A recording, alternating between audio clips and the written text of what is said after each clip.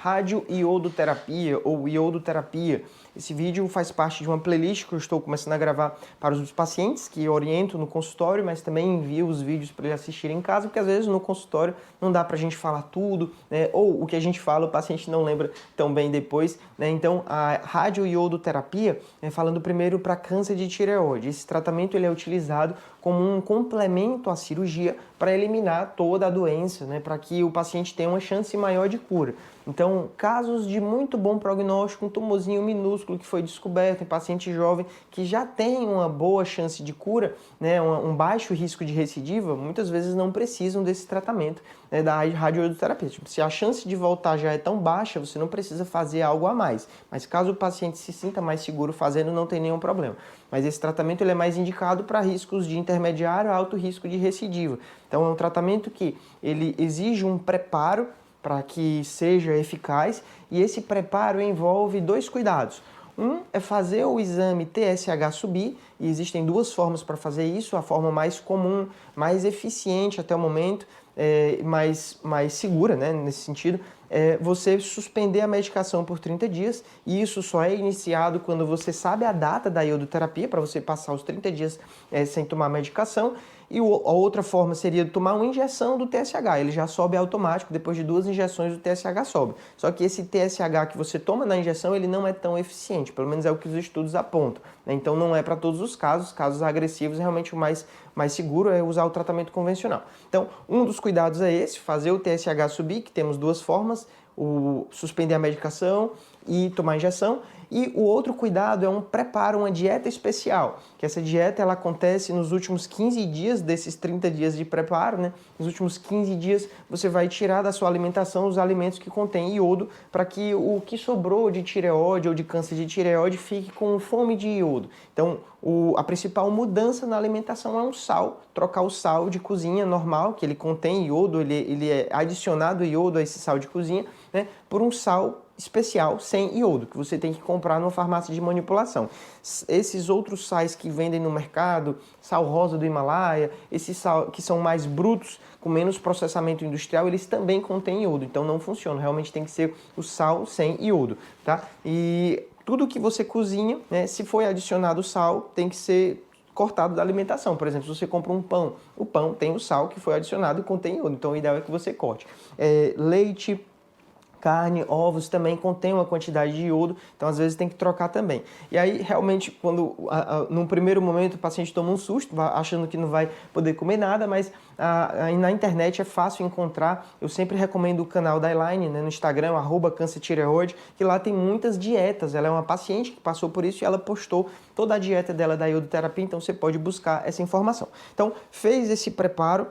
No dia você vai tomar o iodo, ele é um líquido, você toma, não tem sabor, não dói nada. Uma paciente uma vez pensou que era injetado direto na tireoide, não é. Você vai tomar o líquido e dependendo da dose da iodo, se for uma dose baixa, você vai tomar e vai ir para casa. Se for uma dose alta, você vai ter que passar 1 a 2 noites no hospital, num quarto especial que ele tem as paredes de chumbo.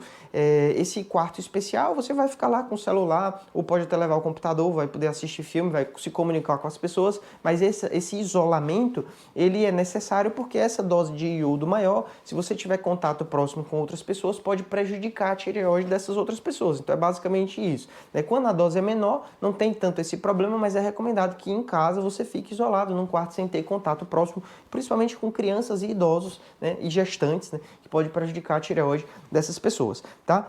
E feito esse isolamento, sim, aí o que é importante depois que toma iodo, né? É muito importante que o paciente beba bastante água, se sentir vontade de vomitar, náusea ou dor no estômago, avise a equipe e tome algum medicamento para passar isso, porque se você vomitar, você vai colocar o iodo para fora, né? Então, realmente, precisa tomar cuidado com isso.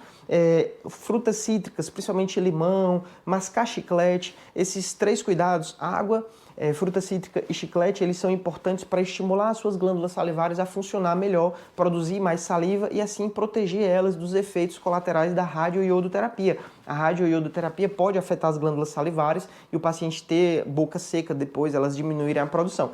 essas medidas não tem muito em artigo científico, é algo quase que empírico que a gente vai aprendendo no dia a dia, tá? Então eu falo assim, se você não fizer ou não fez, não tem nenhum problema, mas é bom fazer porque não custa nada, né? Pode ser que proteja, tá? E aí, fez o preparo, tomou a iodo, 7 dias depois você vai voltar na clínica para fazer um exame de cintilografia, que o termo específico é a pesquisa de corpo inteiro. A gente vai avaliar onde no seu corpo absorveu mais desse iodo radioativo e o que a gente espera é que seja absorvido só lá no local onde estava a tireoide ou o câncer de tireoide. Às vezes, nesse exame, a gente vai descobrir que a doença sobrou algum carocinho mais na lateral do pescoço ou até que havia captação no pulmão. Quando isso acontece, não adianta, não é motivo se desesperar porque você tomou o iodo, né? Então, mesmo tendo alguma coisa, essa alguma coisa vai ser tratada e a gente vai deixar para avaliar isso depois, tá? Algumas clínicas ainda fazem uma PCI, uma pesquisa de corpo inteiro, antes da dose.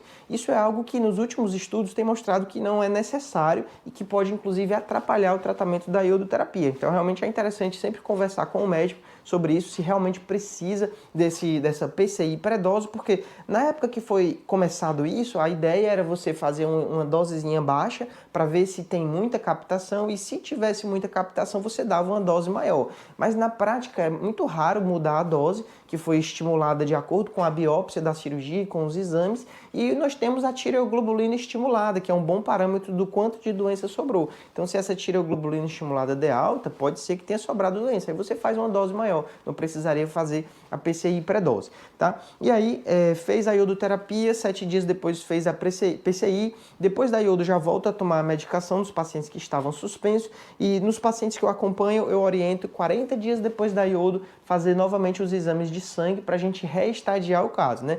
Um dia antes de tomar o iodo, é sempre dosado o TSH, a tireoglobulina e nas mulheres o beta-HCG, para avaliar que se está grávida ou não, porque se estiver grávida não pode tomar o iodo, né? E esse TSH a gente vê se ele está alto, mostrando que o preparo está adequado, e a tireoglobulina a gente vê o quão alto ela deu para saber o quanto de doença tinha antes. 40 dias depois, o paciente repete os exames e a gente avalia novamente como é que ficou o TSH, vê se o TSH baixou, se a tireoglobulina baixou, tá? E aí é uma informação importante. Geralmente, quando eu encaminho o paciente para a iodoterapia, eu só vejo ele depois da iodoterapia, de 40 dias. Isso se a iodoterapia for feita num prazo adequado, né? Se for demorar 6 meses, é bom vir antes, né? De 3 em 3 meses até fazer esse tratamento, tá? De sequelas eu falei, né? Às vezes o paciente pode ter um pouco de boca seca, às vezes pode ter uma diminuição do paladar, às vezes pode ter uma dorzinha no estômago na hora que toma, mas geralmente é um tratamento bastante seguro. Na internet, às vezes se fala iodoterapia e leucemia. Isso foram estudos populacionais, não foram pacientes que foram acompanhados que desenvolveram leucemia, então é uma leve tendência e isso só acontece em pacientes que tomam doses altas do iodo, né? Você tem uma associação maior de leucemia ou de outros cânceres com essa dose maior de iodo. Tá? Essa informação do risco de no futuro ter um problema relacionado a iodo, ela serve apenas para nós médicos não indicarmos iodoterapia para todos os pacientes. Você deixar de fazer a iodoterapia num paciente que precisa fazer, você pode estar prejudicando o risco, a chance de cura daquele caso. Então, se tem indicação, é melhor fazer. Se não tem indicação, é melhor não fazer, né? É como se fosse uma arma que você só vai usar ela realmente se for necessário, porque senão você vai estar gastando uma arma ali e podendo se expor a um risco desnecessário, tá bom? Então é isso, esse vídeo vai fazer parte de uma playlist, né? Então vão ter outros vídeos sobre os outros assuntos que você possa ter dúvida, tá? A minha ideia é deixar todos os vídeos organizados, né? Para você que está passando por isso entender. Falei muito sobre o câncer, mas a iodoterapia do hipertireoidismo, ela é basicamente um pouco de tudo isso, só que mais simples, não tem uma dose alta, é uma dose de 10, 15 mCi, é bem mais baixa que a do câncer, que geralmente é a do câncer ou é 30 na dose ambulatorial, 30 a 50, ou é 100 a 150, 200, 250, né, doses bem maiores, dependendo da gravidade do câncer. No hipertireoidismo é uma dosezinha pequena, destrói a tireoide, com um mês a gente repete os exames, e o esperado é que ela demore até 6 meses para destruir a tireoide, para fazer com que ela pare de funcionar. Tá? Em muitos pacientes é eficaz, só que vai causar um hipotireoidismo, né? O paciente estava com hiper, vai para o hipo. Alguns pouquíssimos pacientes ele para no meio e o paciente fica sem hiper nem hipo. Tá? É importante acompanhar de perto. É isso, forte abraço e até o próximo vídeo. Valeu!